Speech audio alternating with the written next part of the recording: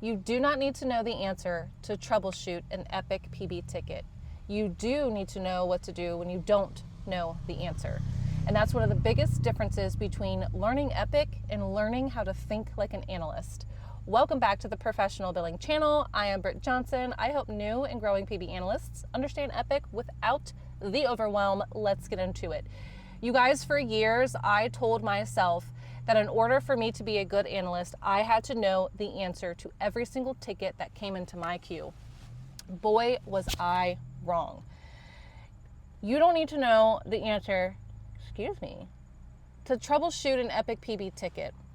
You do need to know how to investigate properly and efficiently and effectively.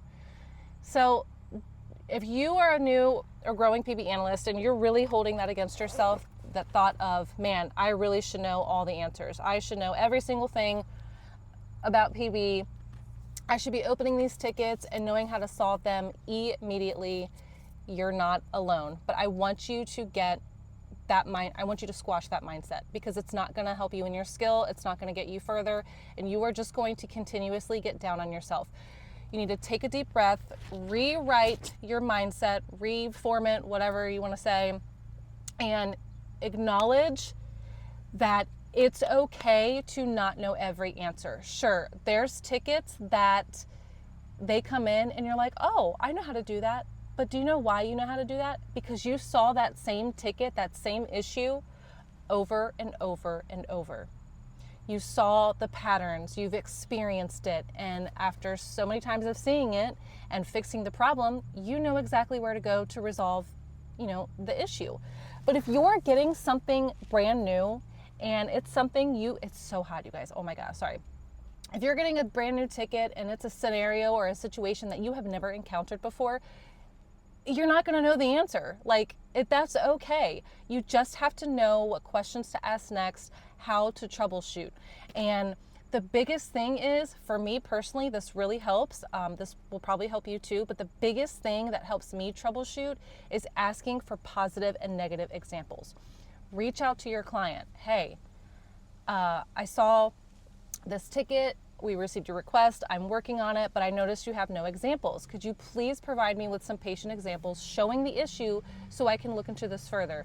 And additionally, could you show me an example, if you have it, because sometimes it's not always, sometimes we don't always have positive examples, but could you also provide me with an example showing what the outcome should look like? Because I want to compare what's happening, with this issue, example, claims, rule, whatever, and what should it look like. So I can compare, and then I kind of work backwards, and I think about, oh my God, and I think about, the Epic workflow, the patient workflow. Where exactly in the process did this stop working? Or where did it go wrong? And that's kind of where I really start. That's my number one thing when I get a ticket. If there are no patient examples, I am reaching out before I do anything. I want to see those patient examples.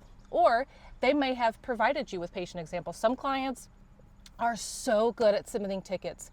And I love those clients because they give you all the details, all of it. Super helpful. So some clients will have already provided you with patient examples. Here's what's going on. Here's a visual. We need this fixed, blah, blah, blah, blah, blah. So that's great. Still reach out and be like, you know what, to help me test more effectively, more efficiently, can you provide some examples of, showing the correct behavior? Because maybe they have something from last month when things weren't broken. So you can go and, compare. Maybe someone changed a rule and didn't let the other people in the group know. Maybe somebody changed something in the CDF, or somebody updated something in Epic that is now affecting other parts of a client's workflow. So I held that thought against myself for so long. I literally would tell myself, I'm not a good analyst. I should know more. I should know how to solve every single ticket that comes into my queue. And it just made me continuously feel really bad about myself. So no wonder I kept thinking, I'm not cut out for this. I'm not a good analyst. I had to learn the hard way that you do not have to know every single answer before opening a ticket. It's okay to not know because things are always changing and there are things that you haven't encountered yet, scenarios you haven't seen yet. Take those as learning opportunities. Okay, cool. I've never seen this before. This is a new workflow I'm going to learn. This is a new kind of rule I'm going to learn how to build. This is a new whatever. Just take it as a learning experience. Don't hold it against yourself. It's okay if you don't know the answer. You just have to know how to efficiently and effectively troubleshoot and ask the right next questions. And I know this is going to sound scary, but if you're just really not sure and you got a client who you're cool with and like you feel like you could open up to, email them and be like, I'm new to this scenario, haven't seen this workflow before. I want to help you get your ticket resolved. Would you mind going over the workflow and telling me what should happen? Like, walk me through it. It's scary. I hated doing that in the beginning, but it could be very beneficial. Now, don't get me wrong. There are some clients that are a little terrifying and they are not easy to talk to. So I feel you, girl. But always ask for those patient examples, both positive and negative. Now, here is, I don't want to say a confession, because it's really not a confession. Everyone knows here that I'm still working on myself too as an analyst. I'm still growing. There's definite things that I need to work on. I still have that crazy behavior pattern of, when I get really overwhelmed, I start reverting back to, oh my God, I should know the answer to this. Oh my God, I bet somebody else would know the answer to this, blah, blah, blah, and just really in my head.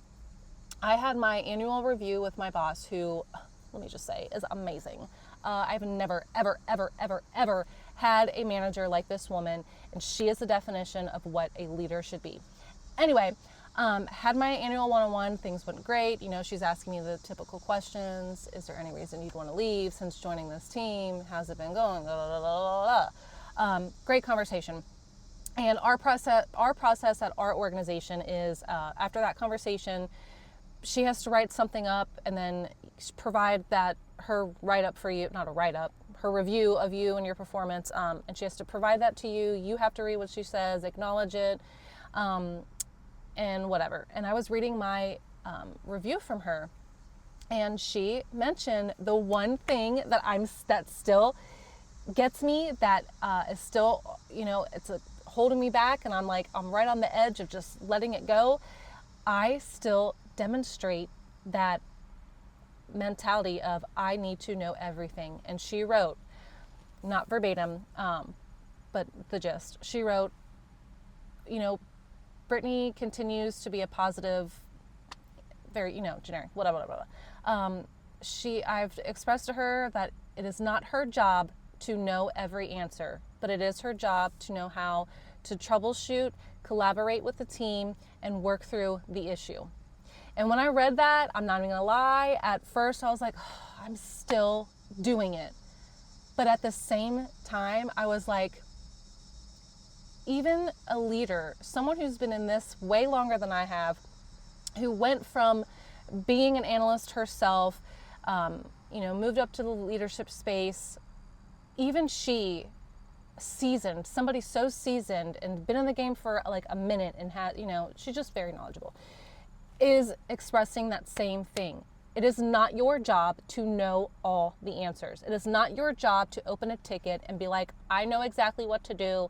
I'm going to resolve this right now in 5 seconds. It is your job to troubleshoot. It is your job to start those communication, with your team members, with the client, ask for examples, understand those epic workflows.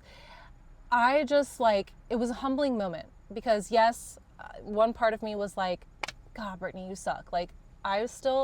You guys, I have another channel all about rebuilding yourself. It's called Rebuild Yourself Co. I'm trying to build that one up too. This one is like my baby. This one's my priority because I have so much heart for this. But I also have heart for my Rebuild Yourself. And I come from a lot of negative self-talk. Like my behavior patterns in the past have been awful. I have talked down to myself so much so that it's almost like I've conditioned myself to have just negative thoughts about me. It's horrible. So, my first thought, of course, because of conditioned behavior was, oh my God, you suck. You shouldn't be an analyst, blah, blah, blah. I took a deep breath. I caught myself in the moment. That's the important part. I caught myself in the moment. I was like, no, this is a learning lesson. You know that you are still having that that belief that you're not good enough, but you know that's not true. Even your manager is saying you're not responsible for knowing all the answers. Nobody knows all the answers. You just need to be responsible for troubleshooting, starting those conversations, learning those epic workflows, asking questions. So, if you are a new or growing PB analyst and you are opening tickets and getting super overwhelmed, you don't know what to do, please do not tell yourself that you should know the answer. Because if it's something you haven't seen before, well, then you're not going to know the answer. The important part is that you're asking questions, and eventually it will become so second nature, you will start to know what questions to ask next. It's going to be rough in the beginning. It's not going to be easy. I don't want to, promise you that. You got to work for it, okay? You have to go through the uncomfortableness to get better. So eventually you're going to know what questions need to be asked next. And the more you see a problem, the easier it is to resolve it. Okay, you guys, I have to go. I have to cut this short. I'm at a high school pickup and my son is walking away from the car. I told him where I was, so I need to go handle that. I hope you found value in this. I really do. I'm so passionate about this. So if you are new and growing and you're struggling with that mindset, watch for more videos because I got a whole bunch of gold for you guys. Make sure you hit that subscribe button, turn on those notifications, and I will talk to you all later.